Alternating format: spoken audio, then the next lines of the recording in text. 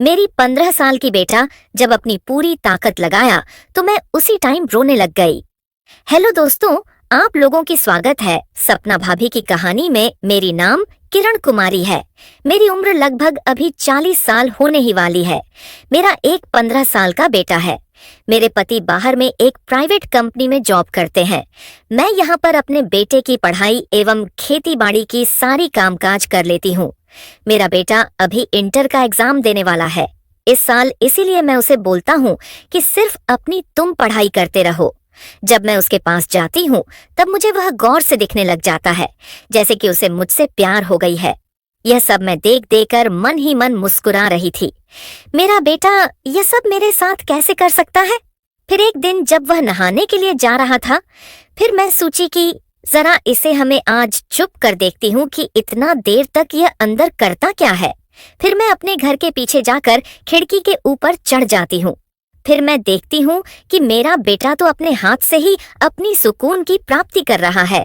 फिर मैं सोची कि वह मेरा बेटा इसलिए दिन पर दिन पतला होता जा रहा है।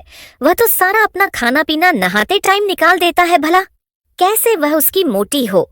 फिर मैं यह सब देखकर मैं सोची कि वह मेरा बेटा अब लगता है कि काम करने के लायक हो गया है। फिर एक दिन उसकी कोचिंग से सर फोन कर कर मुझे बोलते हैं कि आपका बेटा यहाँ पर उसका चक्कर आ गया है, आप इसको अपने घर लेकर जाइए। फिर मैं जल्दी जल्दी जाती हूँ उसके कोचिंग और उसको अपने घर लेकर आ जाती हूँ और उसे लेकर सुला देती हूँ। लगभग शाम की अब 8 बज गई थी।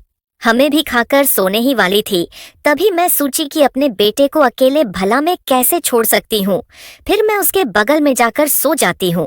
मेरा बेटा रात को तकिया समझकर मुझे ही बाहों में अपनी कसकर पकड़ लेता है। मैं सोची कि मैं उसे बोलता हूँ कि तू यह क्या कर रहा है, लेकिन मुझे तो बहुत ही ज्यादा मजा आ रही थी। मैं भी सोच रही थी कि मेरा बेटा अब काम करने लायक हो गया है, तो मैं उसे भला मन क्यों करूं, क्योंकि मेरे भी पति के गए हुए लगभग 2 साल होने ही वाली थी और मेरे काम करवाने की बहुत ज्यादा मन भी कर रही थी। इसलिए मैं अपनी बेटी को कुछ नहीं बोल रही थी, उसे करने की इजाजत दे दी थी। फिर वह कुछ देर बाद अपना काम करना चालू कर देता है। जब उसने अपनी पूरी ताकत एक बार लगाई, तुमने तो रोने पर पूरी तरह से मजबूर हो गई। फिर मैं उसी टाइम बाहर आकर रोने लग गई। मेरा बेटा का एग्जाम है और उसका तबीयत बहुत ही ज्यादा बिगड़ गया था। फिर मैं किसी की भी तरह अपने बेटे को अस्पताल लेकर चली जाती हूँ। वहां पर डॉक्टर बोलता है कि इसको 2 दिन के लिए भर्ती करना पड़ जाएगा। फिर मैं सोची कि ठीक है, 2 दिन बाद में मेरा बेटा ठीक होकर घर पर आ गया है। फिर मेरा बेटा बोलता है कि अरे मम्मी, मैं तो पूरी तरह से मेरी हालत बिगड़ गई है और सर पर एग्जाम भी है, मैं अब कैसे अपनी पढ़ाई करूंगा। फिर मैं बोली कि अरे बेटा, ज्यादा दिमाग पर जोर नहीं डाली जाती है तो एकदम अच्छी नंबर से पास हो जाएगा, तो चिंता मत कर, भगवान सब देख लेंगे मेरा बेटा। ये सब बात सुनकर उन्हें लग जाता है और बोलता है कि अगर मम्मी में अगर इस टाइम पास नहीं होगा तो मेरे पापा जी मुझे बहुत जोरों से डटेंगे। मैं बोली कि तुम चिंता मत करो, तेरी माँ है ना, सब संभाल लेगी। तभी मेरे पापा जी मेरे पास फोन करके बोलते हैं कि अरे बेटा, तेरी तबीयत कैसी खराब हो गई थी।